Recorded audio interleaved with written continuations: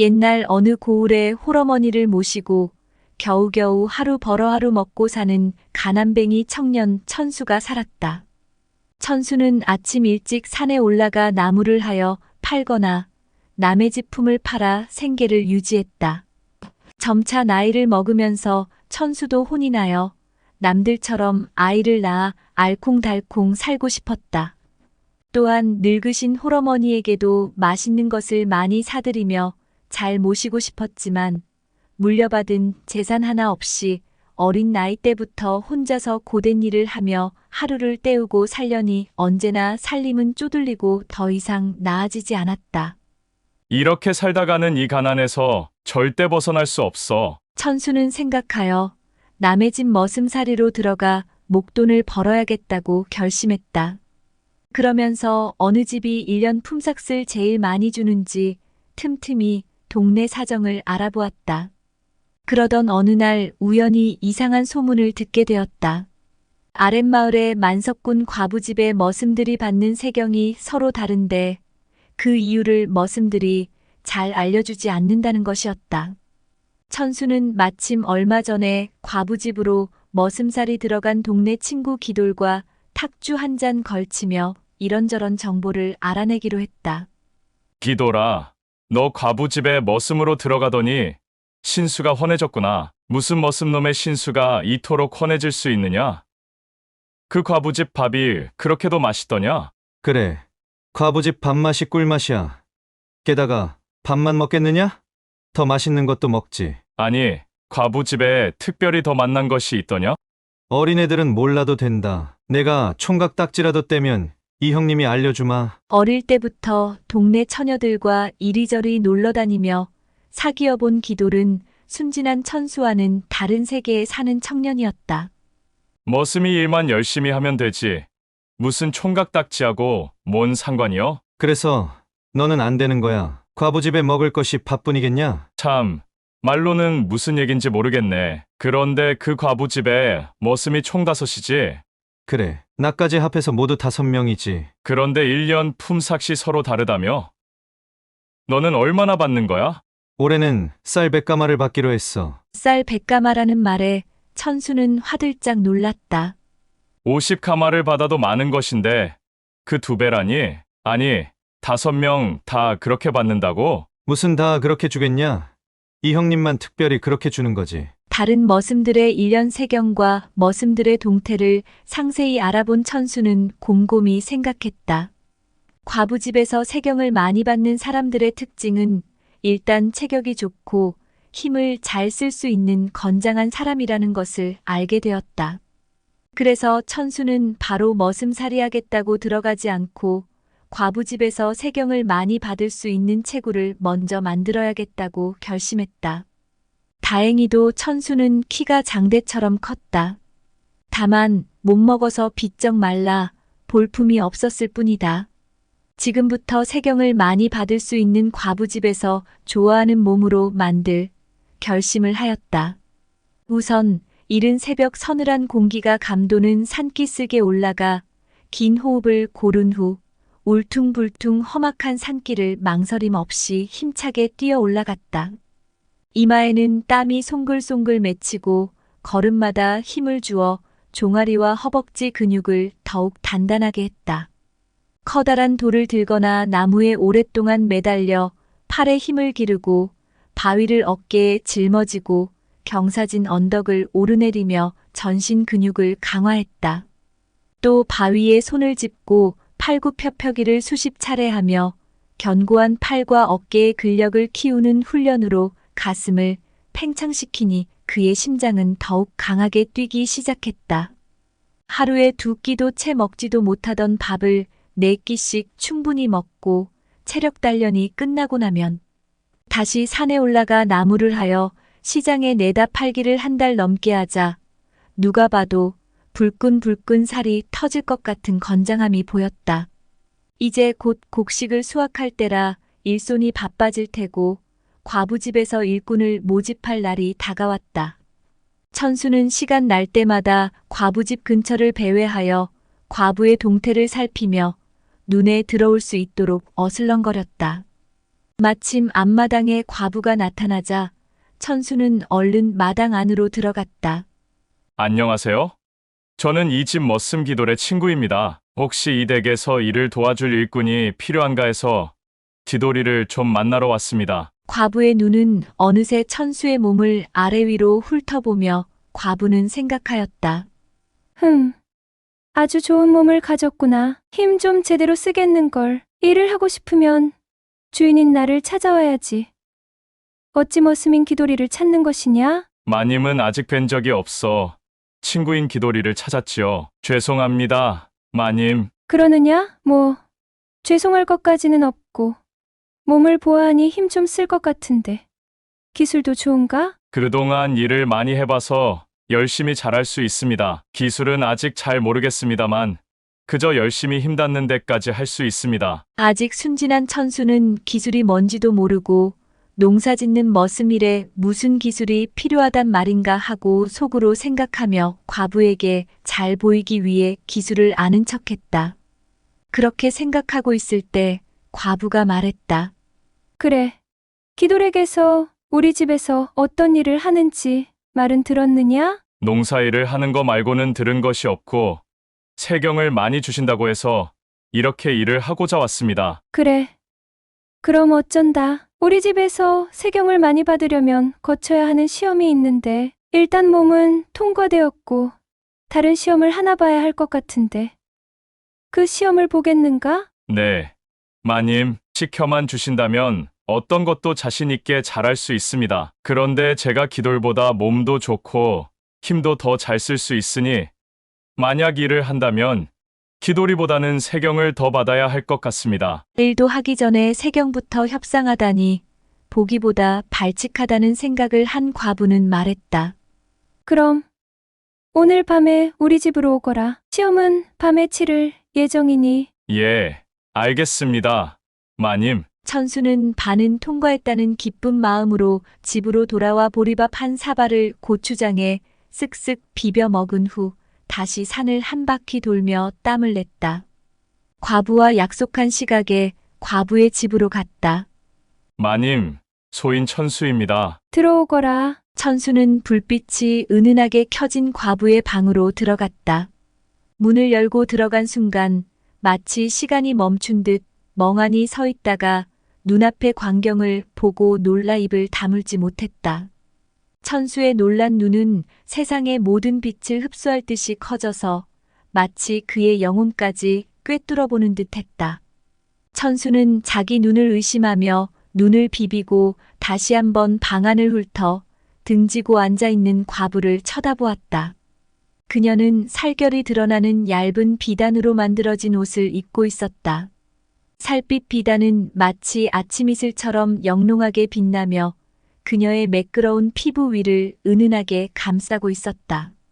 마치 한 겹의 안개가 그녀의 몸을 살짝 가린 것처럼 잘 비추었고 몸의 곡선은 한없이 자연스럽게 이어져 그 속에 숨겨진 아름다운 실루엣은 마치 금방이라도 손에 닿을 듯 말 듯 신비로운 매력을 자아냈다.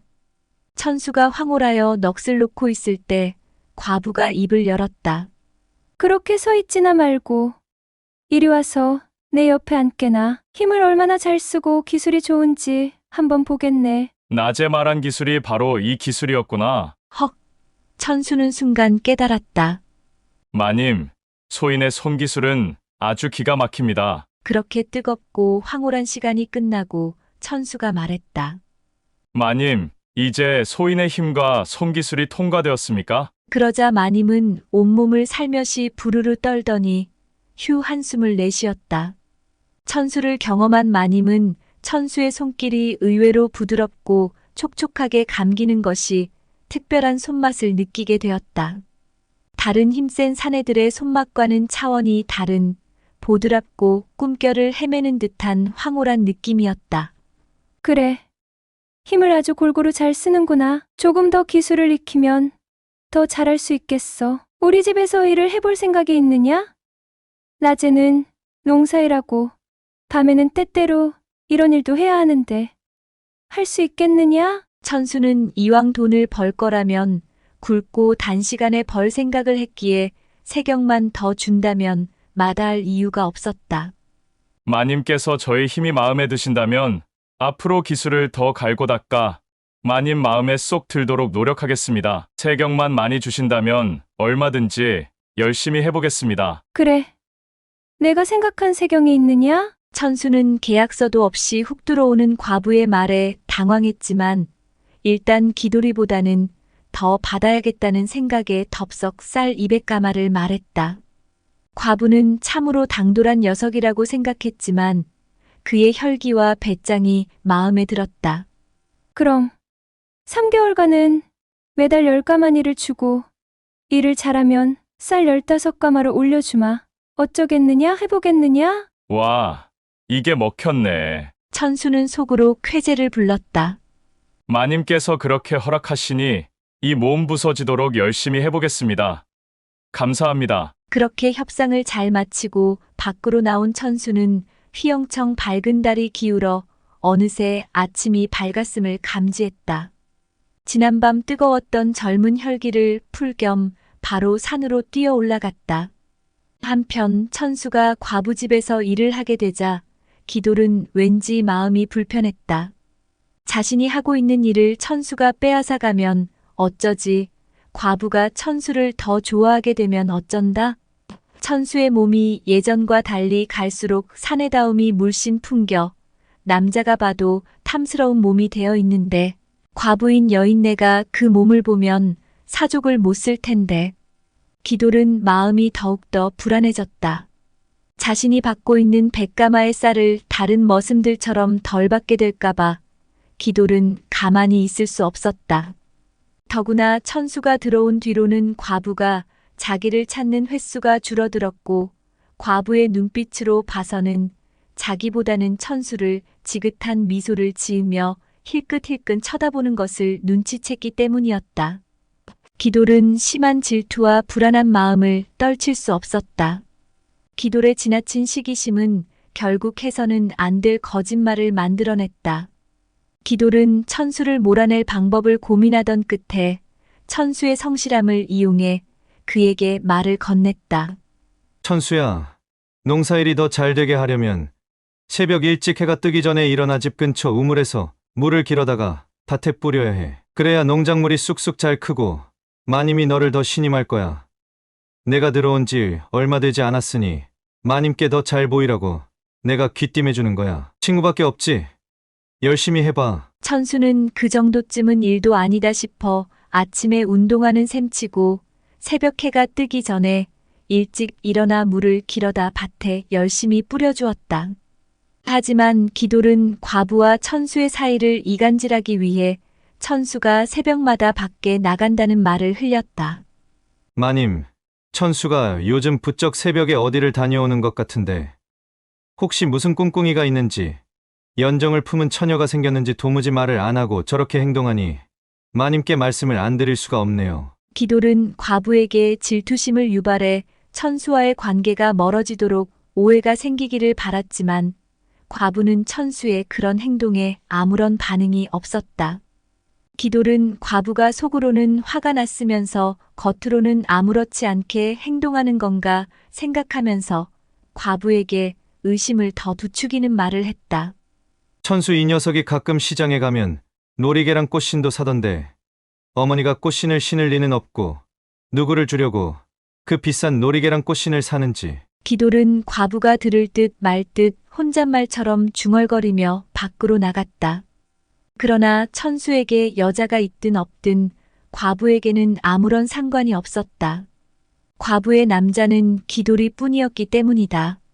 그런 사실을 모르는 기돌은 사랑을 오로지 돈으로만 생각하여 자신의 품삯이 깎일까봐 그것만 걱정하였다. 기돌은 계획이 먹히지 않고 실패로 돌아가면서 과부는 기돌이의 불안감과 질투를 눈치채고 기돌에게서 자신의 마음을 이야기할까 망설이다가 워낙 기돌이 성품이 바람기가 다분하여 조금 더 기다려보기로 하였다. 그것도 모른 채 불안한 마음이 가득한 기돌은 마님과의 미래에 집중할 수가 없었다. 예전과 다르게 점점 힘을 못 쓰는 날이 많아지고 성의도 없고 맥없이 끝내는 날이 잦아졌다. 서로가 마음을 털어놓고 말하지 않은 이유로 오해가 커져만 갔다.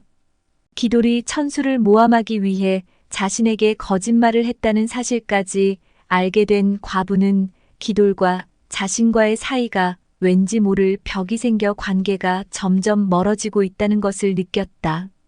기돌은 자신이 더 이상 과부에게 특별하지 않다는 사실을 깨닫고 점차 심한 질투와 분노에 사로잡히게 되었지만 아직 세경이 깎이지 않고 그대로 받는 터라 특별히 해결해야 할 것도 없었다. 그렇게 불편한 사이로 관계만 서서히 멀어지고 있었다. 한편 과부가 천수를 찾는 횟수가 늘어나 밥 먹듯이 천수를 찾으니 천수는 자기 손과 발이 어디로 가는지도 모른 채 기계처럼 몸을 움직였다. 놀랄 사이도 없이 천수는 또 다른 세계를 경험했다. 점점 더 거칠어지는 천수의 호흡이 방 안을 가득 채웠다. 마님, 저 더 이상은 못 참겠습니다. 천수가 조절을 하지 못할 것 같다고 하자 과부가 벌떡 일어나며 천수의 따귀를 휘갈겼다. 깜짝 놀란 천수는 바싹 엎드려 과부에게 사죄했다. 마님, 소인이 죽을 죄를 지었습니다. 소인도 모르게 그만. 아니다. 괜찮다. 너도 사내이니 어찌 나 같은 여인을 품고 싶지 않겠느냐. 내가 너와 정을 통하다가 애라도 갖는 날이면 관아에 가서 치욕을 당할 텐데. 그런 위험천만한 짓을 어찌 감행하겠느냐? 과부의 속내는 이랬다. 어릴 때부터 여자아이들과 어울리며 산전수전 다 겪은 기돌이는 조절이 가능하여 아이를 갖지 않을 정도의 기술이 있었지만 수총각인 천수는 순간을 참지 못할 것이라 생각했다. 자칫 임신이라도 하게 되면 마을에서 더 이상 살기 힘들어질 것이기에 천수의 역할은 마사지하는 사내의 손맛을 보는 것만으로도 충분히 과부의 욕정을 충족시킬 수 있었기 때문이다. 하지만 혈기왕성한 천수에게는 이것이 오히려 고문에 가까웠다. 과부의 곳곳을 마사지하는 날에는 과부의 방에서 나와 바로 산으로 올라가 온 힘을 빼야만 돌아와 잠을 조금이라도 청할 수 있었다.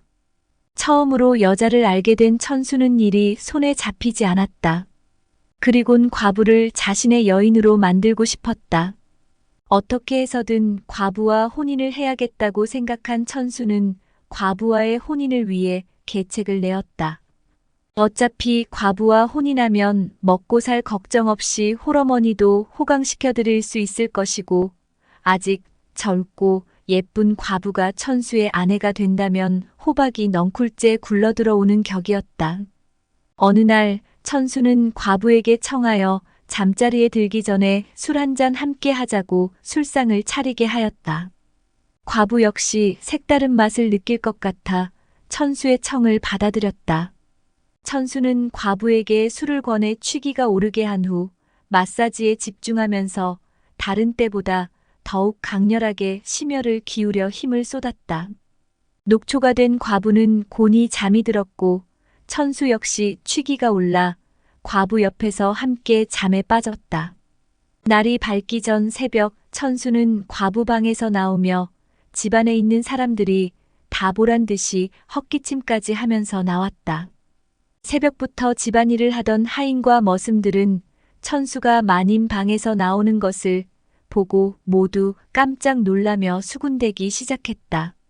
그동안 남몰래 다른 남자와 동침을 해왔던 과부로서는 천수의 모습은 집안 사람들에게 놀랄 만한 사건이었다. 하지만 누구도 과부에게 아무 말도 할 수 없었다. 그렇게 천수는 방에 들어가는 날에 과부만 모르게 다른 사람들이 보란 듯이 아침마다 과부 방에서 나오곤 하였다. 과부와의 연정을 과시하여 소문이 더 멀리 퍼져나가길 노렸다. 천수의 계략이 효과를 발휘하여 과부와의 관계에 대한 소문이 점점 마을에 퍼지기 시작했다. 그렇게 소문이 온 마을에 퍼질 무렵 어느 날 천수는 아침이 되어도 과부방에서 나오지 않고 과부가 눈을 뜰 때까지 기다리며 자는 척하고 있었다. 그리고 과부가 눈을 떠 화들짝 놀라며 천수를 깨울 때 마님 그동안 마사지하는 날에는 마님 방에서 자고 동틀 새벽이 되면 나갔습니다. 소인 마님과 혼인하고 싶습니다. 이미 온 마을에 소문이 났고 이제 마님과의 관계가 기정사실이 되었으니 저와 혼인하여 주십시오. 그동안 마음속으로 과부를 흠모해오던 총각이 이렇게 적극적으로 나올 때야 과부도 마다할 이유가 없었다. 어쩌면 과부는 이미 천수가 자고 가는 것을 알고 있음에도 모르는 척 잠을 자고 있었는지도 몰랐다. 그리하여 끼니 해결도 어려웠던 가난뱅이 노총각 천수는 만석군 부자 과부를 아내로 맞이하여 걱정 없이 행복을 꿈꾸며 살게 되었고 사내로 태어나 풍운의 큰 꿈을 이루기 위해 글 공부를 하게 되었다. 과거 시험은 못 봐도 무사 시험은 볼 수 있었기에 천수는 아내에게 더 멋있는 사내의 모습을 보이려 열심히 무예와 글 공부를 갈고 닦았고 드디어 무사 시험에 합격하여 더 멋진 모습을 보여주었다. 천수가 밤마다 열심히 해주었던 손 마사지 기술은 어떻게 되었을까? 다른 기술을 더 많이 익혀 더욱 즐겁고 황홀한 밤을 보내게 되었다. 오늘은 포목점에서 일어난 미스테리 이야기를 들려드리겠습니다. 옛날 전남 장흥에 현명하고 어질기로 소문이 자자하여 고을 사람들로부터 존경받는 최사또가 있었다. 최사또가 전남 장흥에 부임하고부터는 백성들에게 억울함이 없도록 정사를 잘 살펴서 고을은 평안하고 풍요로운 삶을 누리게 되었다. 그러던 어느 날 최사또는 백성들의 생활을 살피기 위해 고을 순시를 하고 있었다. 마을 어귀에 커다란 느티나무 밑에 다다랐을 때 보기에도 흉측하게 생긴 거지가 누워 있었다. 거지의 눈빛은 비수처럼 날카로웠다.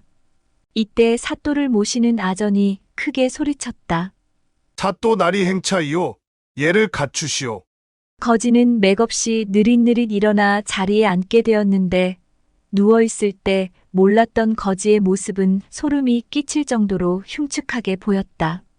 사또와 아전은 그런 모습의 거지를 그냥 지나쳐 가려는데 거지가 큰 소리로 말하였다. 사또가 현명해야 억울한 사람이 없제. 이 말을 들은 사또는 가던 길을 멈추고 거지를 돌아보며 물어보았다. 사또가 변변치 않다고 흉을 보고 있는 것 같은데 그대에게 어떠한 억울한 일이라도 있단 말인가? 그러자 아전이 사또의 앞을 가로막으며 말하였다. 사또, 거지가 하는 소린께 신경 쓰지 말고 그냥 가셔도 된단께요. 거지 주제에 무신 억울한 게 있겠소. 아니다. 거지도 내 백성이니 억울함이 있다면 해결을 해주어야 할 것이야. 보게나 무슨 억울함이 있는지 한번 얘기나 들어보자꾸나. 최사또가 거지에게 다가서면서 말하자 거지는 최사또를 바라보며 지금 옥사에 갇혀있는 오기는 범인이 아니란께요. 거지는 그 말을 남기고 처음의 행색과는 달리 바람처럼 그 자리를 떠났다. 최사또는 그동안 모든 사건을 공명정대하게 잘 처리해 백성들의 억울함 없이 평안하게 잘 살고 있다고 생각했는데 거지의 그 한마디에 자신이 너무 방심하고 자만하지는 않았는지 깊은 생각에 잠겼다. 그리고 아전에게 감옥에 갇혀 있는 오기와 관련하여 사건을 더 자세히 알아보라 명하였다. 이야기는 몇 년 전으로 거슬러 올라간다. 장흥에서 제일 큰 포목점을 하고 있던 칠보라는 사람이 살았는데 칠보는 재산은 많았지만 물려줄 자식이 없는 것에 늘 안타까워하다가 조카인 민수와 영수를 함께 데려와 일을 가르치며 살게 되었다. 민수와 영수는 큰아버지의 고마움을 알고 열심히 일을 배우며 살고 있었다. 큰아버지 덕분에 자리를 잡게 되어 혼인도 하고 자식도 낳으며 화목하게 살고 있었다. 가족이 함께 힘을 모아 열심히 장사를 하다 보니 칠보의 재산은 점점 늘어갔고 어느 날부터인가 칠보가 돈 5만 양을 어디에 감추어 놓았다는 소문까지 퍼지게 되었다. 그렇지만 큰아버지가 돈이 많아도 조카인 민수나 영수는 크게 동요하지 않고 맡은 바 일에 충실하였다. 자신들이 자리를 잡고 잘 살 수 있는 것이 모두 큰아버지의 덕분이기 때문에 민수와 영수는 크게 욕심을 내지 않았다. 게다가 큰아버지 칠보는 술이라도 마시는 날에는 늘 같은 말을 반복하였다. 내가 죽으면 이 포목점은 니들 것인께 둘이 사이좋게 합심여서 잘 꾸려가면서 살았으면 좋겠다. 민수와 영수는 의좋은 형제였고 그의 아내들도 욕심 없이 사이좋게 잘 지내면서 살았다. 그러던 어느 날 어려서 마을을 떠났던 칠보의 육촌 동생인 두보가 가족과 함께 칠보의 포목점에 나타났다. 아이고, 두보야, 네가 살아있었구먼. 마음씨 좋은 칠보는 육촌 동생을 기쁘게 맞아주었다. 형님, 그동안 무탈하셨소? 이렇게 건강한 모습을 보니 기쁘기 그지없구만요. 그래, 그동안 어떻게 지냈다냐? 칠보가 그동안의 삶을 물어보자 두보는 육촌 형님에게 동정을 사기라도 하듯 눈물을 흘리며 말하였다. 고향 떠난 지 얼마 안 돼서 아버지가 돌아가시고 어머니가 어린 동생들 데리고 고생 참 많이 하셨는디 나는 남의 집 머슴살이 하면서 동생들 챙기며 살다가 겨우 내 가정 꾸리고 그동안 모은 돈으로 좀의 건어물 장사 시작했는디 작년 장마에 건어물이 다 습기 먹어버려서 다 썩어불고 말았소. 결국 망해버려서 어쩔 수 없이 도축장에 가서 칼질하다가 손가락 하나 잘려나간 게 그 뒤로 고기 나르는 것도 힘들고 칼이 무서워 그 일도 못하게 되었단께요.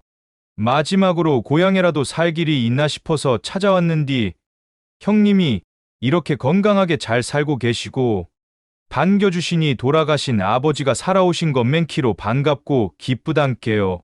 마음씨 착한 칠보는 두보의 말을 듣고 안쓰럽게 생각하여 앞으로 이곳에서 일하며 같이 살아가면 될 거라고 걱정하지 말라 하였다. 그리하여 두보도 포목점에서 함께 일하면서 가족을 부양하며 살게 되었다. 두보는 누구보다 열심히 일하였다. 고마운 형님의 눈에 들기 위해 최선을 다하여 허드렛 일을 도맡아 하였다. 하지만 그동안 평안하게 살던 칠보네 가족이 육촌인 두보네가 오고부터 동네에 이상한 소문이 돌기 시작하였다. 가족들이 재산을 놓고 암투가 벌어져 보이지 않게 싸운다는 소문이었다. 그리고 두보 아내의 돈 씀씀이가 해프고 사치가 심하다는 소문이 돌면서 칠보는 마음이 점점 편치가 않았다. 두보가 자신 몰래 돈을 빼돌리는 것도 같고 두보 아내가 가게에 나오는 날이면 눈을 크게 뜨고 감시를 하기도 하였다. 그래서 괜히 애꿎은 민수와 영수가 조그마한 실수를 해도 크게 꾸짖고 야단을 치며 그렇게 일할 거면 때려치우라고 호통도 쳤다. 조금 전에 비단 판 사람이 누구여? 지가 두 필 팔았는디요. 비단 자를 때 분명 가위질 잘하라고 했냐 안 했냐? 한 번에 안 되면 고정을 해놓고 하라고 그렇게 말했는디. 이렇게 울퉁불퉁 가위 자국 내면 어떻게 팔아먹으라고 하는겨? 천을 잘라내야 하는디. 이 비싼 비단 파는 것보다 잘라내는 게 더 많겠구먼. 영수는 억울했다. 분명 가위질을 조심스럽게 잘했고 깔끔하게 마무리했는데 자세히 보니 한쪽으로 처지게 잘려 있었다. 일 처리를 말끔하게 했음에도 이런 실수들이 발생하는 일이 종종 있어 두 형제는 의아한 생각이 들었다. 민수와 영수도 점점 화가 많아지는 칠보의 호통에 마음이 언짢을 때가 종종 생기면서 예전처럼 큰아버지의 호통에 고분고분하지 않고 억울할 때는 강하게 대꾸하면서 대들기도 하였다. 상황이 이렇게 되다 보니 동네에서는 민수와 영수가 변했다고 수군대기 시작하였다. 두보는 돈 욕심도 없이 일만 열심히 하는데 민수와 영수는 틈나면 놀고 돈 욕심만 내고 칠보와는 의견 충돌로 싸우기나 한다는 소문이 동네에서 파다하게 났다. 이런저런 소문이 남발하고 가족끼리도 화합이 잘 안 되다 보니 늙어가는 칠보로서도 점차 마음이 약해지게 되어 불안하였다. 언제 누가 나를 해칠지 모르는겨. 재산을 노리고 조카들이 나를 해칠지도 모른다니까. 생각하면서 두려운 마음으로 언제나 방문을 꼭꼭 걸어 잠근 후 잠을 청하고 늘 조심하였다. 그러던 어느 날 결국 우려하던 일이 벌어지고 말았다. 칠보와 아내가 예리한 칼에 찔려 죽어 있었다. 범인이 누구인지 모르는 상황에서 칠보가 써놓은 유서가 발견되었다. 칠보 부부가 살해당했지만 평소에 누군가 자신을 죽일지 모른다는 불안감에 유서를 미리 써놓았다고 하였다. 유서의 내용은 이랬다. 만일 내가 누군가의 손에 죽임을 당함은 민수와 영수를 조사해 달란께요. 그리고 우선은 포목점일랑 두보가 맡아서 운영하되 5년 후에는 두 조카 중 더 착한 조카한테 포목점을 고스란히 넘겨주시오. 이 유서를 바탕으로 수사가 시작되었다. 동네 소문에 의하면 두보는 돈 욕심도 없고 칠보 형이 죽으라면 죽는 신용도 할 사람으로 착하게 소문이 나 있던 반면 민수와 영수 두 형제와의 관계는 지속적으로 갈등이 생겨왔기 때문에 당연히 두 형제가 의심을 받게 되어 두 사람을 중심으로 수사가 이루어졌다. 아전이 혹시나 하고 동네 사람들을 상대로 포목점의 요즘 근황을 더 자세히 물어보았다. 조카들하고 자주 말다툼했지. 사이가 예전하고는 다르게 칠보에게도 심하게 야단맞고 서로 말다툼도 잦았수이다. 마을 사람들의 증언을 바탕으로 확실한 단서를 찾아가면서 조카 둘에게 혐의가 점점 좁혀졌다. 그래서 살인이 났던 날 밤 정확한 행적을 신문했다. 민수 자네는 그날 저녁부터 어디서 무엇을 했는지 이야기해보거라. 예. 광주 포목점 주인 김 사장하고 저녁을 먹으면서 탁주 한 잔 마셨소. 그 다음에 친구 영식이 불러서 탁주 한 잔 더 마시고 집으로 돌아오는 길에 너무 취기가 올라서 느티나무 밑에서 좀 쉬다가 집에 왔단께요. 그라곤 잘 기억이 나지 않소. 그란디 지는 큰아버지를 죽이지는 않았소. 내가 죽일 이유가 없단께요. 혹시 느티나무 아래에 있을 때 너를 본 사람이 있느냐? 잘 모르겠소. 그냥 너무 취해서 잠시 쉬고 있었고 늦은 밤이라 지나다니는 사람도 없었단게요. 집에는 정확히 언제쯤 도착을 했느냐? 집 가까이 왔을 때 인경이 울렸어라. 집에 와서는 어디로 갔느냐? 우리 방으로 들어갔고 아내하고 아이들이 다 자고 있어서 나도 바로 잠들었어라. 다음은 영수에게 묻겠다. 그날 밤 행적에 대하여 이야기해보거라. 지는 몸이 안 좋아서 약 지어 묻고 가족이랑 같이 잠을 잤어라. 약 먹고 잤기 때문에 약 기운에 아침까지 푹 자고 일어났어라. 영수는 행적이 정확하니 일단 민수가 의심스러운 점이 많도다. 죄를 실토할 때까지 매를 쳐라. 사또의 명에 군졸들은 민수를 형틀에 묶고 신문을 시작하였다. 하지만 심한 매질에도 민수는 시인하지 않고 자기는 큰아버지를 죽이지 않았다고 억울함을 호소하였다. 죄인이 자백하지 않은 상태에서 중죄로 다스릴 수는 없어 우선은 민수를 외딴 섬에 귀양을 보내라 명하였다. 그렇게 하여 민수는 결국 배를 타고 섬으로 귀양을 가게 되었다. 그런데 민수를 데리고 가던 군졸들이 관아에 돌아와서는 민수가 죽었다고 하였다. 최사또가 이유를 묻자 배를 타고 가면서 무척 힘들어하고 먹지도 못하더니 무슨 일인지 도착하자마자 죽어 장례를 치러주었다는 것이었다. 민수는 그렇게 죽은 사람이 되었다. 한편 포목점에서는 칠보 부부가 죽임을 당하고 민수까지 그렇게 죽었으니 두보와 영수만이 남아서 포목점을 운영할 수밖에 없었다. 두보는 영수에게 포목점의 일을 이것저것 많이 배웠다. 영수가 거래 상인들을 만날 때마다 두보도 따라다니며 상인들과의 거래 방식을 익혔다. 영수는 형인 민수의 가족까지 책임져야 했기 때문에 더욱 열심히 일하였다. 그렇게 쉬는 날 없이 열심히 일하니 큰아버지와 형이 없어도 다른 가족들과 합심하여 예전만큼 잘 꾸려나갈 수 있었다. 어느덧 세월이 흘러 5년이 되자 유언대로 포목점을 영수에게 물려주어야 할 시간이 되었다. 그런데 사건이 또 발생하였다. 지난밤 영수가 칠보처럼 예리한 칼에 찔려 죽어 있었고 마을은 다시 한번 발칵 뒤집혔다. 그리고 범인이 바로 잡혔는데 민수의 큰딸 오기가 범인이라는 것이었다. 오기의 방에서 피 묻은 옷가지와 칼이 발견되었고 증인까지 나왔다고 하였다. 살인이 나던 날 밤 오기가 영수의 방 앞에서 서성이고 있는 것을 포목점에서 일하고 있는 덕파리가 보았다는 것이었다. 증거와 함께 목격자까지 나왔으니 오기는 빼도 박도 못하고 범인이 될 수밖에 없었다. 아전이 사또에게 오기가 범인임을 상세히 아뢰었다. 사또 나으리, 오기 방에서 사건에 쓰인 칼이랑 피 묻은 옷이 나왔어라. 옷장에 숨겨놨던 걸 군졸들이 찾아냈소. 그리고 지난밤 죽은 자 방 앞에서 서성이던 오기를 봤다는 목격자까지 나왔단께요. 하지만 오기는 자기가 죽인 것이 아니라며 극구 부인하며 하소연하였다. 사또, 억울하오. 누군가 지를 모함하려고 지방에 숨겨놓은 것이여라. 만약 제가 죽였다면 그런 물건을 제 방에 놔두겠소.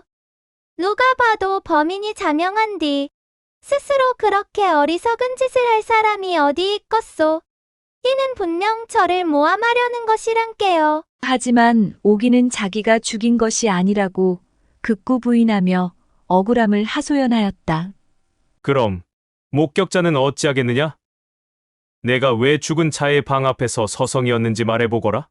그날 밤에 뒷간 댕겨오다가 덕파리를 보긴 했지만 작은아버지 방 앞에서 서성인 적은 없었단게요. 사또, 참말로 억울하단게요. 오기가 간곡히 청하였지만 최사또는 들어주지 않았고 일단 오기를 감옥에 가두게 하였다.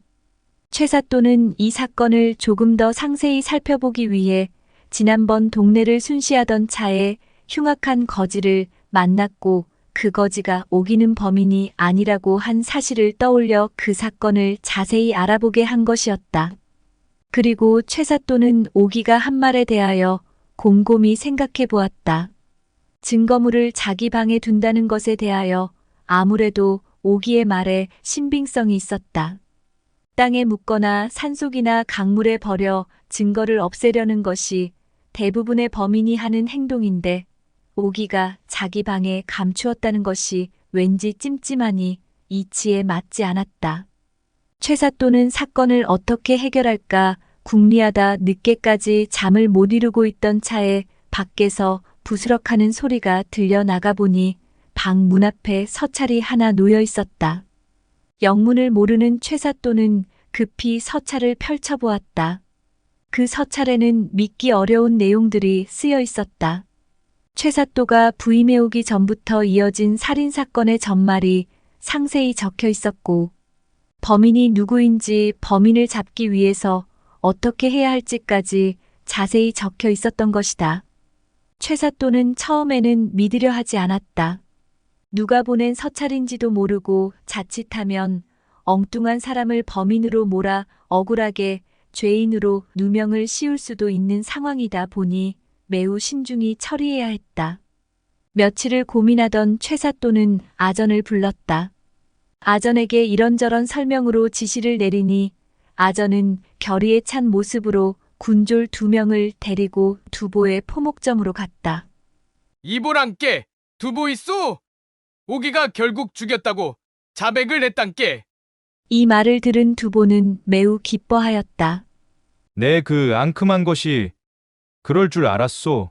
아전 나으리, 그럼 오기는 한양으로 압송되는 것이오? 그란디 말이여. 자네하고 5만 양을 가지고 같이 도망가기로 약속했다던디. 죽은 칠보가 감춰뒀다는 5만 양 찾았는가? 무슨 말씀이시오? 내가 왜 오기랑 5만 양 가지고 도망가겠소? 5만 양이 어디 있단 말이오? 자네 오기 전부터 칠보가 5만 양을 숨겨놨다는 소문이 바다했는디. 그래서 민수가 그 돈 노리고 칠보를 죽인 거 아닌가 싶소.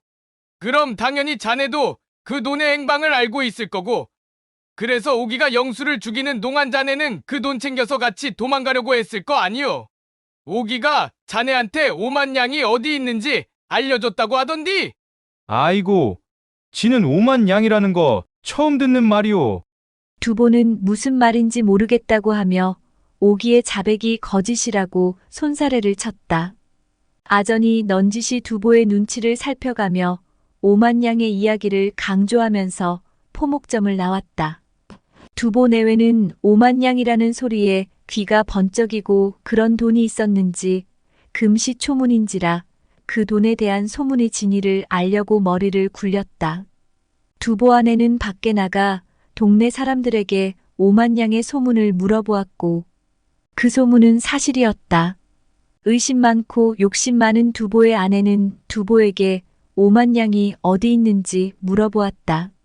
하지만 두보는 5만 양이 있었는지도 모르며 더구나 그 돈을 갖고 오기와 도망을 가자는 말은 거짓이라고 믿어 달라고 강하게 하소연하였지만 그 말을 믿을 수 없다는 듯이 두보의 아내는 참을 수 없어 감옥에 있는 오기를 찾아갔다. 두보의 아내가 올 줄 미리 알고 있던 오기는 아전이 시킨 대로 이야기를 하였다. 오가, 내가 궁금한 게 있단께. 5만 양이 있다는 말은 들어본 적이 없는디 어찌된 영문이요? 할아버지가 예전부터 조금씩 모아놨던 5만 양을 포목점 어딘가에 숨겨놨단께요. 동네에 소문이 다 퍼졌는디 아니 땐 굴뚝에 연기 나겄어요. 그렇게 큰 돈이 있었단 말이요. 근디 우린 어째 몰랐을까이? 아주머니 아저씨 오시기 전부터 모아놨던 돈이여라. 아주머니, 나 진짜 억울해요. 아저씨가 진짜로 나랑 같이 도망가자고 했단께요. 두보 아내는 오기의 말을 듣고는 자기 남편을 의심하기 시작했다. 두보 아내는 남편에게 있는 그대로 사실을 말하라고 씩씩거리며 고함을 쳤다. 심승만도 못한 인간 같으니라고. 젊은 년이 그렇게 좋단가? 오기는 조카 딸인디 어딜 조카 딸애를 대불고 도망간다요? 이 사람아, 난 돈 5만 양이 어디 있는지도 모르고 오기한테 그런 말 한 적도 없단께. 이 여편네야, 이건 모함이란 게? 나를 속이려고 귀신을 속여라. 이 나쁜 놈아. 이제 또 어느 년을 대불고 도망갈라고 돈 숨겨놓고 안 내어놓는단가? 그 돈 안 가져오면 너 죽고 나 죽는겨. 인간아! 쉬지 않고 긁어대는 아내의 바가지에 두보는 죽을 맛이었다. 잠도 안 자고 화를 내며 소리 지르는 아내의 성화에 할 수 없이 두보는 조용히 입을 열었다. 이 사람아, 사실은 다 내 장기적인 계획에 다들 속아 넘어간 거라네. 무슨 거짓말로 나를 속일락하나? 나는 절대 안 속을 것이니께 돈이나 얼른 내놓으란께. 이 일은 내가 무덤까지 가지고 가야 하는디 여편네 능살에 어쩔 수 없이 말해야 쓰겄구먼. 조용히 잘 들어보란께. 5년 전 칠보 형님을 내가 죽였어라. 그리고 두 조카랑 자주 싸우게 만든 것도 내 계략이었제. 그래야 칠보 형님 돌아가시면 조카들을 의심할 거 아니겠어. 조카들이 물건 팔고 나면 비단 천을 엉망으로 잘라놓은 것도 장부를 조작해서 돈이 안 맞게 해놓은 것도 다 내가 했제. 그동안 칠보 형님이랑 조카들 사이를 갈라놓고 칠보 형님을 죽이면서 유서까지 써놨제.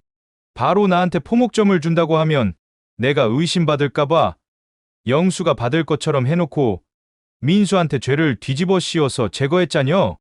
5년이 지나서 영수를 죽이고 그 증거를 오기 방에다 넣어둔 것이제. 결국 오기가 누명을 쓰게 되면 이 포목점은 자연스레 우리 것이 될 것이니 손 안 대고 코 푸는 격 아니겠소? 이제 우리 포목점 운영하면서 떵떵거리고 살 것이구만.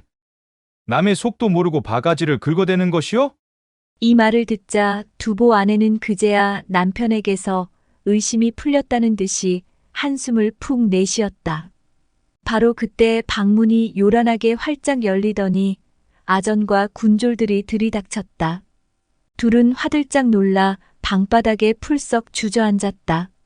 그들의 말을 밖에서 모두 다 듣고 있었던 아전과 군졸들은 변명의 여지 없이 두보를 포박하여 관하로 끌고 갔다.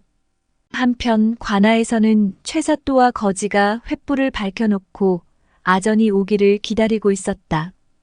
군졸에 이끌려 사또 앞에 주저앉은 두보는 자기가 아니라고 바락바락 소리를 지르며 자기의 죄를 부인하였다.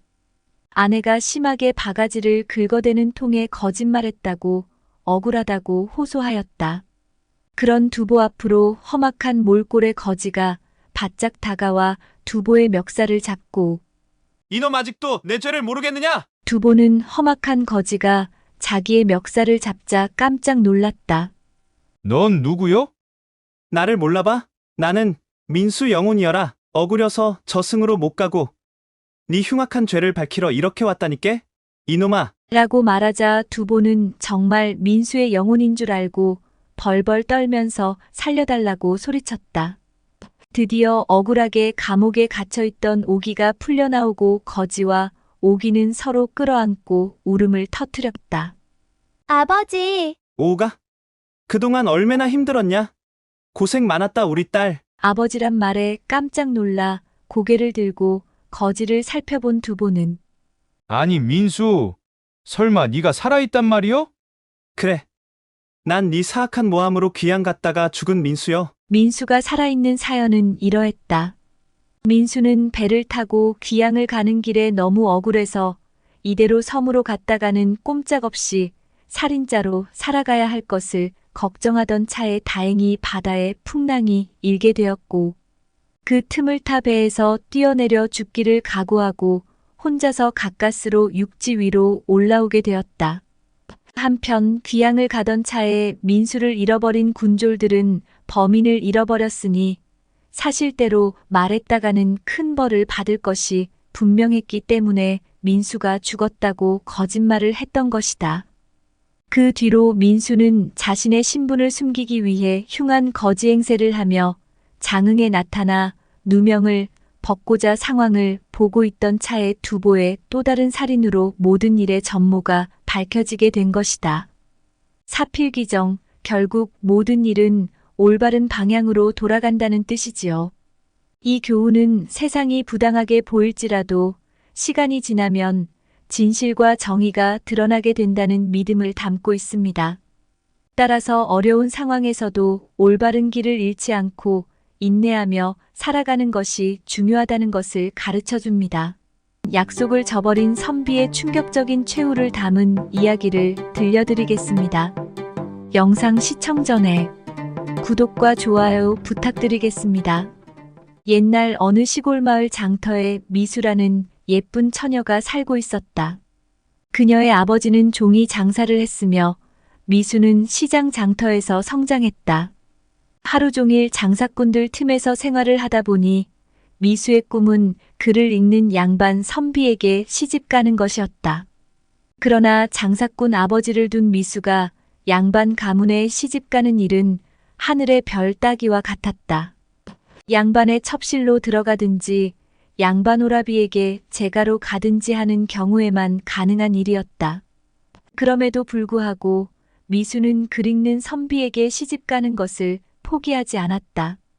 미수의 빼어난 미모에 동네 청년들은 미수에게 잘 보이려고 온갖 물질적 공세를 써가며 그녀의 관심을 끌고자 했지만 미수는 자신과 혼인할 남자에 대해 확고한 생각을 가지고 있었기에 그들의 유혹에도 전혀 반응을 하지 않았다. 그녀는 반드시 글 읽는 양반 선비에게 시집을 가겠다는 결심을 변치 않고 굳게 가지고 있었다. 한편 미수와 같은 마을에 박선비라는 젊은이가 살고 있었다. 박선비는 키가 훤칠하여 얼굴도 잘생겼고 글 공부를 하여 과거 시험을 여러 번 보았지만 매번 떨어지기만 했다. 박선비는 과거 시험을 포기하지 않고 계속하여 글 공부와 문장 쓰기에 몰두했다. 어느 날 박선비는 과거 시험에 필요한 종이와 붓을 사기 위해 장터를 둘러보고 있었다. 이 집 저 집을 돌아다니며 좋은 종이를 찾던 중 어느 장사꾼이 박선비 앞에 넙죽절을 하는 것이 아닌가. 박선비는 깜짝 놀라며 물었다. 뉘시오? 저를 아십니까? 저는 그쪽을 잘 모르겠는데요. 그러자 종이 장수는 공손히 대답했다. 저는 이 장터에서 종이를 파는 장사꾼입니다. 한 번도 나리를 뵌 적은 없지만 긴히 드릴 말씀이 있어 저희 집으로 잠시 모실 수 있을지 여쭙고자 합니다. 박선비는 종이를 사야 했고 마침 종이 장사를 하는 사람이라 하니 그 장사꾼을 따르게 되었다. 종이 장수는 길을 이끌며 말했다. 나리께서는 과거 시험을 준비하시는 선비님이시지요? 그렇소. 여기가 저희 상점입니다. 들어오시지요. 상점으로 들어간 박선비는 상점 안을 둘러보았다. 상점은 꽤 넓고 물건들로 가득 차 있었다. 주인이 자리를 내주어 앉으려니 말을 이어갔다.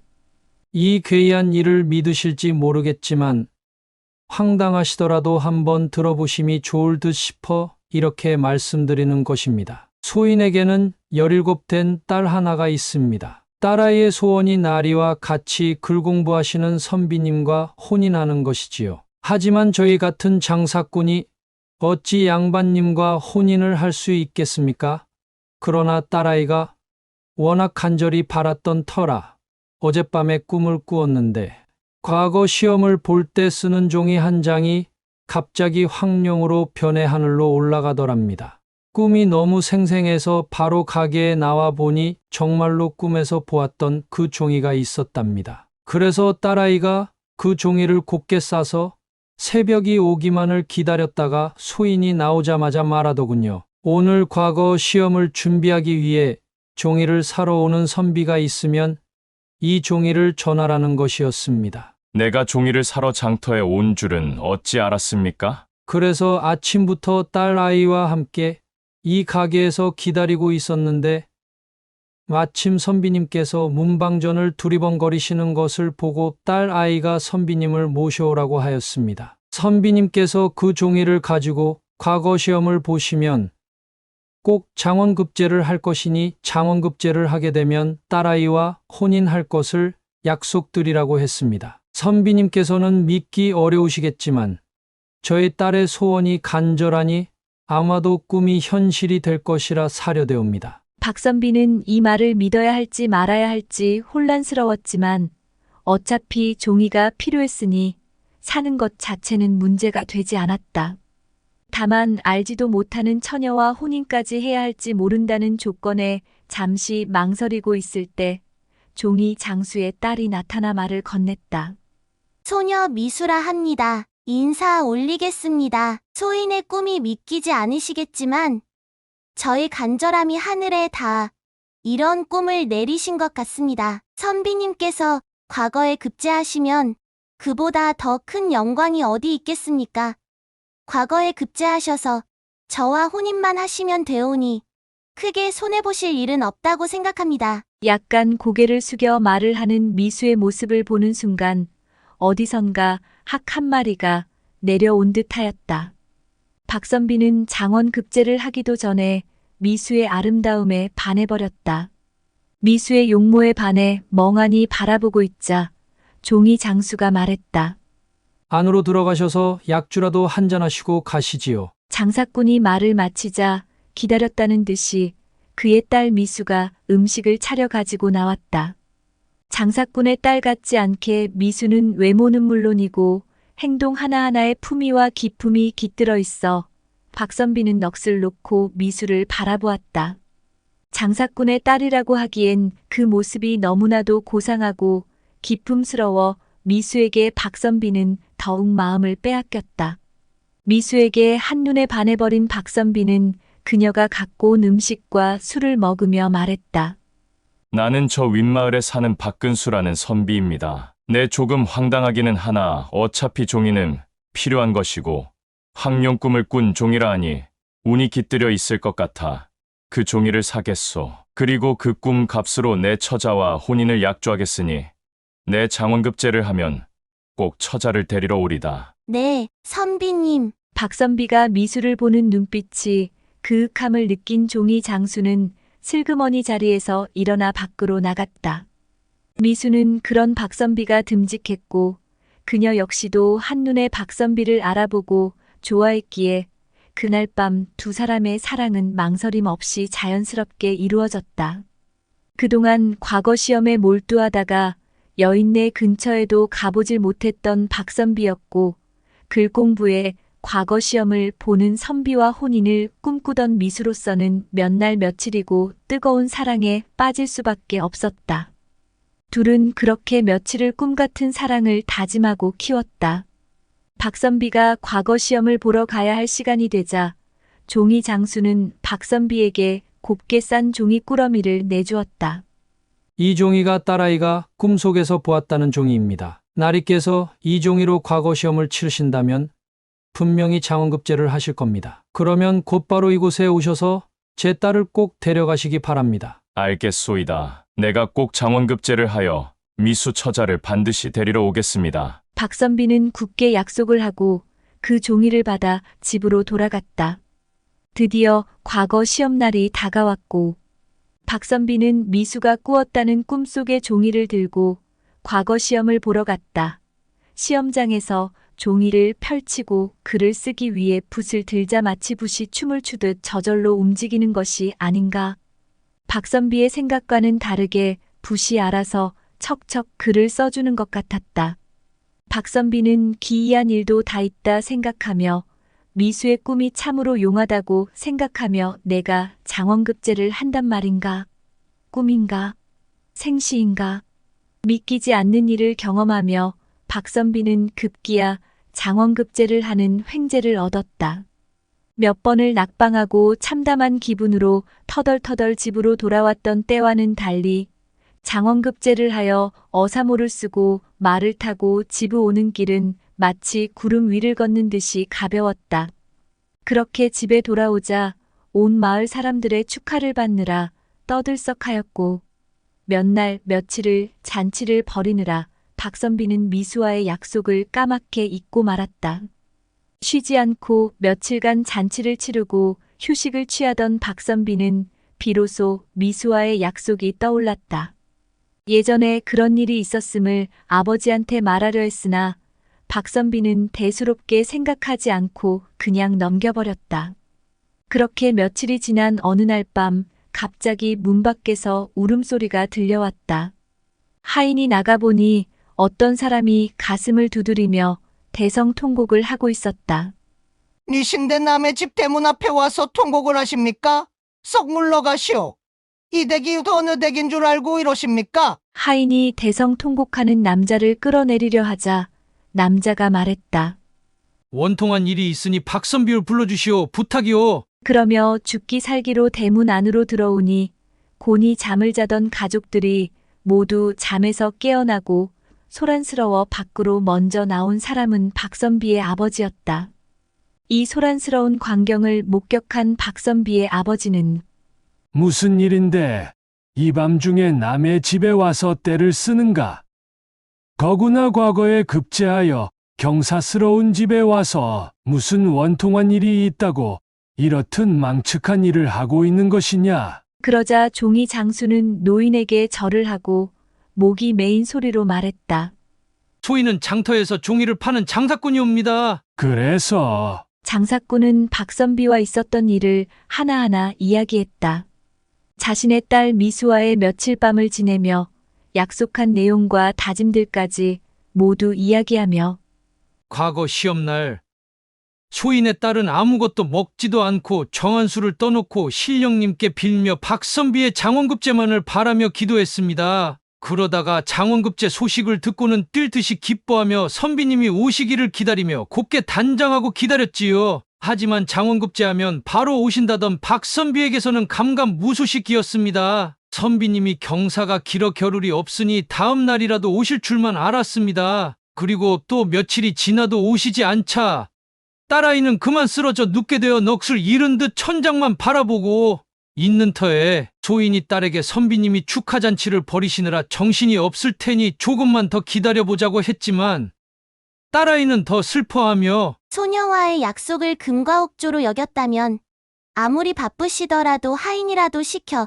장원급제 사실을 알렸을 것입니다. 그러나 저와의 약속을 선비님은 대수롭지 않게 여긴 것이지요. 그러니 이렇게 며칠이 지나도 소식이 없는 것입니다. 물론 제가 먼저 찾아갈 수도 있사오나 그것은 저의 욕심일 뿐입니다. 100년을 함께 살겠다는 것은 서로의 믿음에서 비롯된 것인데 꽃다운 맹세를 지키지 않고 이렇듯 마음을 바꾸었으니 더 기다린들 무슨 소용이 있겠습니까? 그러고는 자기 방에 들어가 하룻밤 기척이 없기에 부랴부랴 방문을 열어보니 이미 자결한 것을 제가 발견하게 되었습니다. 날이 그러니 이 원통하고 분통한 마음을 어디에 하소연하겠습니까? 이 말을 들은 박선비의 아버지는 아무 말도 못하고 멍하니 서 있다가 한참 만에야 박선비를 불렀다. 영문을 모르는 박선비가 나타나자 아버지는 내가 장원급제를 한 은혜가 따로 있었거늘 어찌하여 그리 큰 은공을 모르고 약속을 지키지 않았느냐? 그렇게 소중한 신의를 지키지도 못하면서 무슨 중요한 일을 하겠다고 하는 것이냐? 내 너를 큰 그릇으로 보았는데 아주 보잘것없는 종지 그릇만도 못하구나. 너에 대한 실망이 아주 크구나. 아버지는 얼굴을 찡그려가며 대로하여 큰 소리로 박선비를 야단치며 긴 한숨을 내면서 다시 말을 이었다. 너는 즉시 예를 갖추어 그 여인의 장례를 치러주고 약속을 저버린 죄에 대해 사죄하며 저 세상으로 간 원혼을 위로해 주어야 할 것이다. 그리고 장래에 필요한 여러 가지 물건들을 하인에게 챙기게 하여 박선비와 함께 보냈다. 혈육이라고는 딸 하나밖에 없는 종이 장수는 그렇게 외동딸 미수의 한 맺힌 장례를 치르고 어디론가 훌쩍 떠나버렸다. 한편 박선비는 벼슬을 얻어 궁궐로 출사하여 하루하루를 새로운 환경에 적응하며 지내고 있었다. 잘생긴 외모와 장원급제를 한 덕분에 여러 고관대장 높은 벼슬의 대감집에서 사위로 삼고 싶은 1순위 선비가 되었다. 그러던 중에 명망 높은 김판서 집의 외동딸과 혼인을 하게 되었다. 혼인 날짜를 잡고 혼사 준비를 하느라 김판서 집에서는 분주하게 잔치 준비를 하고 있었다. 그런데 김판서의 집에서는 괴이한 일들이 벌어지고 있었다. 밤이 되면 김판서의 딸 방에서 여인의 울음소리와 함께 흰 종이가 나풀나풀 허공을 날아다니며 피가 뚝뚝 떨어지는 것이 아닌가. 김판서의 딸은 잠결에 이것이 꿈인지 생시인지 분간을 못하다가 달빛에 어스름이 보이는 물체를 보고 꿈이 아님을 알아차리고 소스라치게 놀라 비명을 질렀다. 아가씨의 비명 소리에 하인들이 서둘러 아가씨 방으로 들어갔는데 김판서의 딸은 벌써 혼절해 있었다. 아가씨, 아가씨, 눈을 떠보세요. 무슨 일이세요? 몸종이 아가씨를 흔들어 봤지만 이미 혼절한 상태였고 방 안에는 아무것도 없었다. 이에 놀란 김판서 내외도 황급히 딸 방으로 달려왔다. 사모라, 무슨 일이냐? 아가씨의 비명 소리를 듣고 들어와 보니 아무것도 없었고 아가씨께서 이미 혼절해 있었습니다. 이게 무슨 일이더냐? 여봐라, 집안을 샅샅이 수색해보아라. 혹시 괴한이라도 들어왔는지 찾아보거라. 하인들이 횃불을 밝혀 집안 곳곳을 살펴보았으나 아무런 수상한 기미도 찾을 수 없었다. 이윽고 혼절한 딸이 정신을 차리고 방 안에서 일어난 일을 이야기했다. 김판서는 기이한 일이라며 딸의 말을 반신반의했다. 다음 날 밤부터 딸 방 앞에 호위무사를 배치하여 철통 같은 경계를 서게 했다. 밤이 깊어지자 김판서의 딸은 또다시 외마디 비명과 함께 혼절하고 말았다. 호위무사들이 방에 들어갔을 때는 아무것도 발견할 수 없었고 혼절한 김판서의 딸만 있었다. 이 일로 김판서의 딸은 시름시름 앓게 되었고 의원을 불러 진맥을 하여도 허약하다는 말뿐 아무런 병명을 찾지 못했다. 일주일 뒤면 혼인을 해야 할 딸이 매일 밤 헛것을 보며 혼절하니 혼인을 할 수 있는 상황이 못 되었다. 결국 김판서는 박선비를 불렀다. 판서 나리 찾아 계시옵니까? 내 자네에게 면목이 없네. 갑자기 여식이 저리 아파 몸져 누워 있으니 혼인을 감행할 길이 없구나. 따님께서 그간의 지병이라도 있었습니까? 지병이 있었으면 어찌 자네와 혼인을 약속했겠는가. 허약하지도 않았고 아주 건강하였다네. 김판서는 딸이 미쳤다는 소문이 밖으로 돌까 두려워 밤마다 헛것을 보고 혼절한다는 말을 입 밖에도 내지 말라고 집안 사람들에게 단단히 당부해 두었기 때문에 박선비에게도 병의 원인을 말하지 않고 파혼을 전했다. 그렇게 김판서의 딸과 파혼이 되고 박선비는 몇 달이 지나 또 다른 김대감집의 여인과 혼인 약속을 하였다. 그러나 박선비가 새로 혼인 약속을 한 김대감집에서도 전에 없던 기이한 일이 벌어졌다. 밤이 되면 여인의 방에서 이상한 기운이 감돌고 갑자기 차가운 바람이 불어닥치며 창문이 쾅쾅 소리를 내었다. 여인은 무서움에 떨며 잠을 이루지 못했고 종종 방 안에서 피가 섞인 흰 종이가 나타나 바닥에 떨어지곤 했다. 종이가 나타난 날이면 여인은 항상 아침에 혼절해 있거나 시름시름 앓았다. 의원을 불러보았으나 역시 허약하다는 말뿐 병명을 찾지 못했다. 김대 감집에서도 박선비와의 혼인을 차일피일 미루다가 결국 파혼을 결정하게 되었다.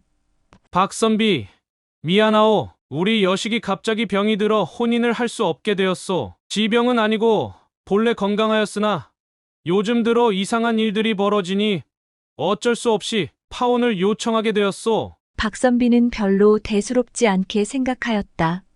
워낙 박선비를 사위로 맞아들이고 싶어하는 대감집들이 줄을 서 있기에 파혼하면 다시 다른 혼처를 찾아 혼인 날짜를 잡게 되었고 날짜를 잡기만 하면 여인들이 아프다는 이유로 파혼 소식을 전해왔다. 이렇게 몇 번의 혼인이 무산되자 박선비는 점점 사람들의 입에 오르내리게 되었다. 그의 혼인 상대가 될 여인들이 모두 원인도 모른 채 이상한 병에 걸리거나 헛것을 본다는 소문이 퍼지기 시작했다. 이에 더 이상 박선비를 사위로 맞으려는 양반댁 교수가 없게 되자 박선비는 점차 당황하였고 혼인 날짜를 잡았던 여인들이 하나같이 밤에 여인의 울음소리와 종이가 허공을 날아다녔다는 말을 듣게 되자 자신의 과거를 돌아보며 미수와의 약속을 저버린 잘못이 떠올랐다. 미수의 원혼이 박선비의 혼인을 방해하는 것 같아 박선비는 미수의 원혼을 달래주기 위해 그녀의 무덤을 찾아갔다. 산속에 위치한 미수의 무덤은 고요하고 적막했다.